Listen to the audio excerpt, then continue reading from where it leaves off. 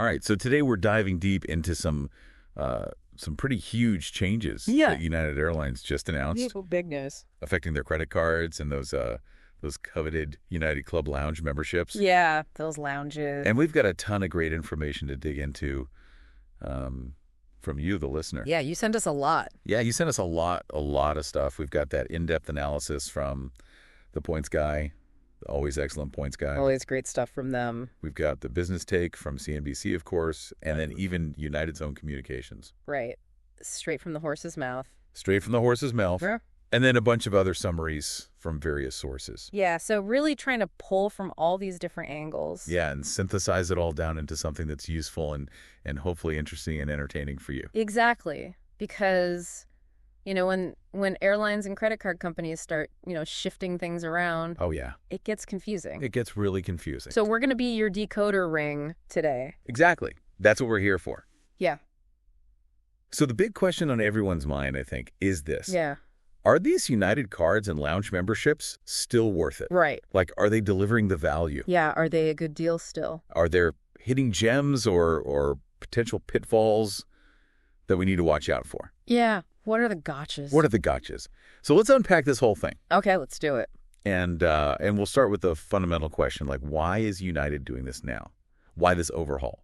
Right. I mean, there are a few key things going on here. Yeah. The first is that this partnership that they have with Chase on these cards is huge. Yeah. It generates billions of dollars in revenue for them. Yeah. So any little tweaks they make are very much about getting people to spend more on these cards. To keep using them? Yeah. And Richard Nunn, the CEO of MileagePlus, even said that they're, laser focused on making sure that these cards are valuable to the cardholders. Okay, so keeping that value proposition strong. Exactly. For the people who are actually using the cards.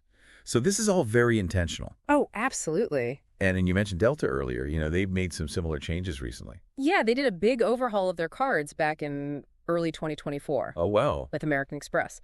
So it seems like this is a bit of a trend in the industry. Yeah. They want to encourage more card usage through better benefits. Makes sense. But they also got to manage, the lounge access everyone wants into those lounges these days. Oh, yeah.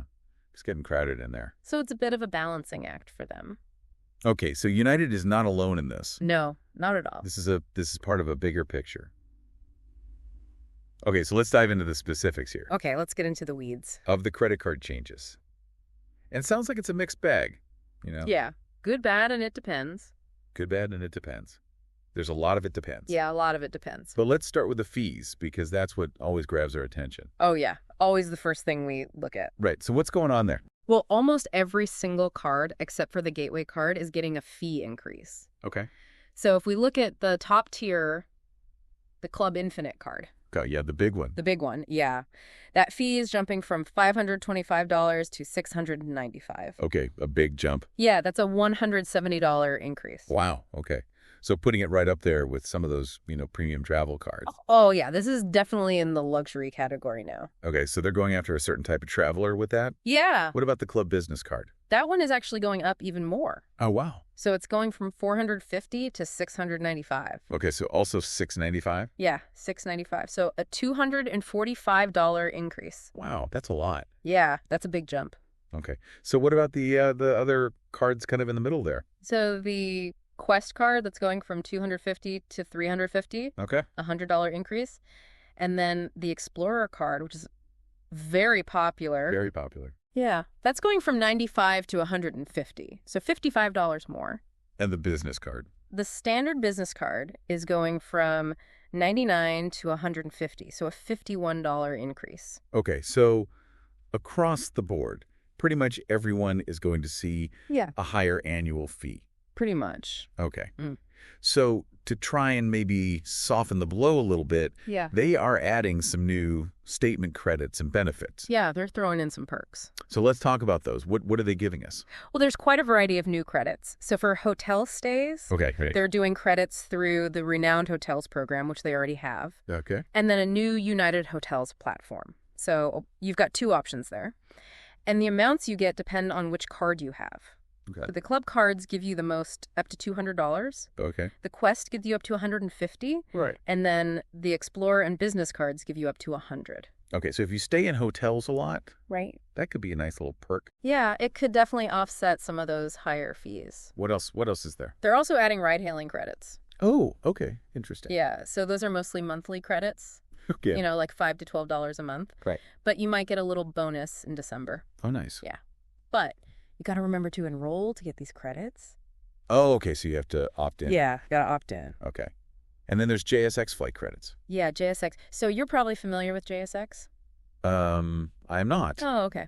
Well, JSX is this regional airline that focuses on business routes. Okay. And they have like these private terminals at some airports. Okay. Interesting. Yeah, it's a cool little perk. So these credits would be good for people who fly those routes. Yeah, if you fly those routes, it's a great deal. But you have to book directly through JSX. Correct. Okay. So that's a little niche, but useful for some people. Yeah, very niche. Okay. What else? Okay, so we've also got Instacart credits.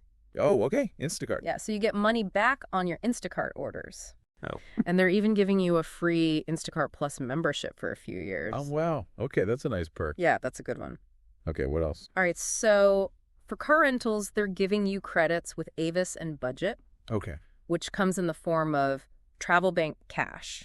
Travel bank cash. Yeah. Okay. And then there's that Fairlock credit. Yeah, that's just for the business cards. Okay. And that lets you basically hold a price on a United flight. Oh, okay. That's pretty useful for business travelers. Yeah, it can be, especially if your plans are, Always changing. yeah, always changing. Okay.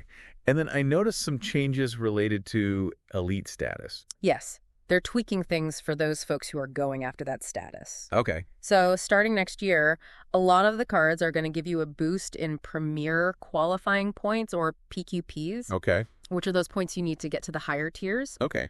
But Yeah. they're also raising the spending thresholds to earn those points. Okay. So you got to spend more to get those points. Right. Okay. So it's a bit of a give and take there. It is, yeah. And then for those who really spend a lot, Yeah, the big spenders. they're giving you things like Economy Plus upgrades and even discounts on award flights. Yeah, some pretty nice perks. Okay. So there is potential there. Absolutely. But it all depends on whether you're, spending and flying enough to actually get those benefits. Nope, that all comes down to your spending habits. Right. Okay. So let's talk about the not so good stuff now. Okay, the bad news. The bad news. Yeah. What are they taking away or restricting? Well, one of the big ones is that they're reducing the guest privileges for the United Club membership. Okay. That comes with the Club Infinite and business cards. Okay. So before you could bring in 2 guests. Okay. Now it's down to just 1. Okay. So one less guest. Unless you spend $50,000 on the card. Okay. Then you unlock the new all-access membership tier, which lets you bring in 2 guests again. Oh, so there's a new tier? There is, yeah. Okay. And they're basically making you spend more to get the same benefits as before. Pretty much, yeah. Okay. And speaking of lounge access, they're also taking away Star Alliance lounge access Yeah, that's a big one. with Yeah. the standard United Club membership. Yeah. So if you're traveling internationally on another Star Alliance airline, Yeah. you're not going to be able to use their lounges anymore unless you hit that $50,000 spending mark. Wow. Okay. So that is a significant drawback for a lot of people. Yeah, definitely a negative for international travelers. Okay. What about the other cards? What are they doing with those? So for the Explorer and business cards, they're getting rid of the ability to gift those United Club passes. Okay. So now your guest has to be traveling with you to use it. Oh, okay. So no more giving them away. No more gifting. Okay. And then Explorer cardholders are also losing upgrades on award tickets. Yeah, that's going away in August of 2026. Oh, okay. A couple years down the road. Yeah, a couple years. Okay. And then the Gateway card, the one with no annual fee, Yeah. they're adding a $10,000 spending requirement to get those special lower-priced award tickets. Yeah, so you got to spend a bit to get that benefit now. Oh, okay. So some pretty significant changes and restrictions there. Yeah, they're definitely tightening things up. Okay. So now let's try to figure out how all of this affects different types of cardholders. Okay, let's break it down. So let's start with the big spenders. The people with those Club Infinite and business cards. Yeah, the high rollers. So is the verdict there? Well, if you're spending a lot on these cards Yeah. and you're flying United a lot, Yeah. and you can actually use those new credits, Yeah. then these changes might actually be good for you Okay. because you're getting more opportunities to earn elite status. Okay. And you can get those really nice benefits like award discounts and upgrades. Right. But if you're not a big spender, Yeah. Those higher annual fees and the reduced guest privileges and the loss of Star Alliance access, that's going to make these cards a lot less appealing. Right. Yeah. It's going to be hard to justify. Yeah. Okay, what about the Quest card? The Quest card is looking pretty good, actually. Really? Yeah, most of the analysis is pretty positive. The higher annual fee is basically balanced out by a better travel credit and that new hotel credit. Okay. And then they've got those other credits and the PQP boost. So it could be a really solid card in its category. Interesting. So it sounds like they're really trying to position that Quest card as the sweet spot. It seems that way. Okay, and then the Explorer card, which is super popular. Yeah, a lot of people have that one. That one seems a bit more mixed. Yeah, it's a tougher call. The annual fee jump is quite a bit. Yeah. And you lose the ability to gift those lounge passes. Yeah. And eventually the award ticket upgrades are going away too. Right. So it really comes down to whether you can use those new credits enough to make it worth it. Exactly. If you're just an occasional United flyer, you might want to think about downgrading to a cheaper card. That makes sense. Yeah. But if you're checking bags a lot, that free checked bag benefit is still pretty valuable. Yeah, that's a good point. Don't forget about that. Okay, what about the business card?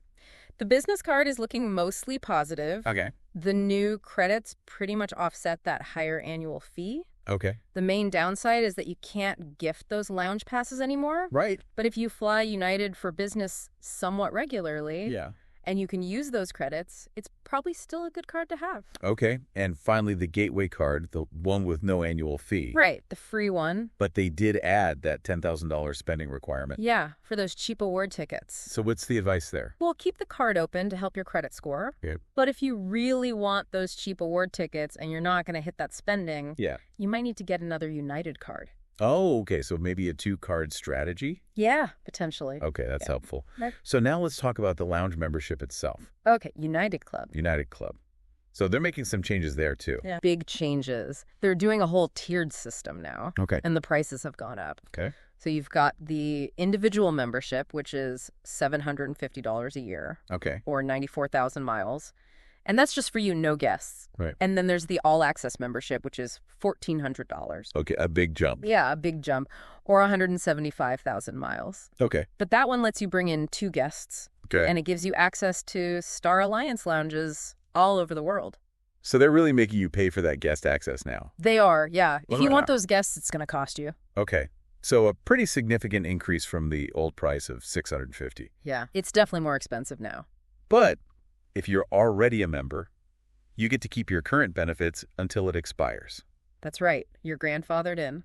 Okay, so a little bit of a reprieve for existing members? Yeah, a bit of a grace period. Okay, so it really feels like United is sending a message here. Yeah, what are they saying? They're saying that they're focusing on those big spenders. Yeah, the loyal high spenders. And the frequent flyers. Yeah. And if you're not in that category, right, you really need to think about whether these cards and memberships are still right for you. Yeah, you got to do the math and see if it makes sense. Okay, so for you, the listener, as you're processing all of this, here are some key questions to ask yourself. Okay, some homework. How often do you actually fly with United? Are you a frequent flyer or are you more occasional? Right. Are you Team United or are you just, flying them once in a while? Right, exactly. Do your spending habits line up with these new credit categories? Yeah, are these credits you'll actually use? Like, be honest with yourself. Yeah, no point in kidding yourself. How important are those airport lounges to you? Are you a lounge person? Do you usually travel with guests? Yeah. Do you need that extra space? Are you actively trying to get United Elite status? Yeah. Are you climbing that ladder? And maybe most importantly, have you actually sat down and calculated whether the value of the benefits outweighs those higher annual fees? Yeah, crunch those numbers. And if you're already a cardholder, remember, you've got your current benefits until your next anniversary. Right. And you can always ask Chase about a retention offer. Yeah, it never hurts to ask. So those are some things to think about as you make your decisions. Lots to consider. Well, this has been a truly deep dive into these new United changes. Yeah, we went deep. And it's clear that they're making a big shift in their strategy. Yeah. They're shaking things up. They're really focusing on rewarding those high-spending customers. Yeah, those are their VIPs now. So for you, the listener, it all comes down to understanding these changes and how they affect you personally. Yeah. You got to figure out what it means for your wallet. We hope this deep dive has helped you do that. Yeah, hopefully we've made things a little bit clearer. And maybe given you some things to think about. Definitely. So as you reflect on all of this, here's a final question for you. Okay, a parting thought. How should you be thinking about your overall travel loyalty strategy? Yeah, is it time to reassess? With all these changes happening? Yeah, with all these moving pieces. Which programs are really the best fit for you and your spending habits? Yeah, are you getting the most bang for your buck? Maybe it's time to compare those United offerings to some other airlines. Yeah, shop around. Or maybe some broader travel rewards programs. See what else is out there. Just to make sure you're getting the most value. Exactly. Got to stay on top of things. So that's something to ponder as you navigate this ever-changing world of travel rewards. Yeah, it's a constantly evolving landscape. Thanks for joining us for this deep dive. Thanks for listening. And we'll see you next time. See you later.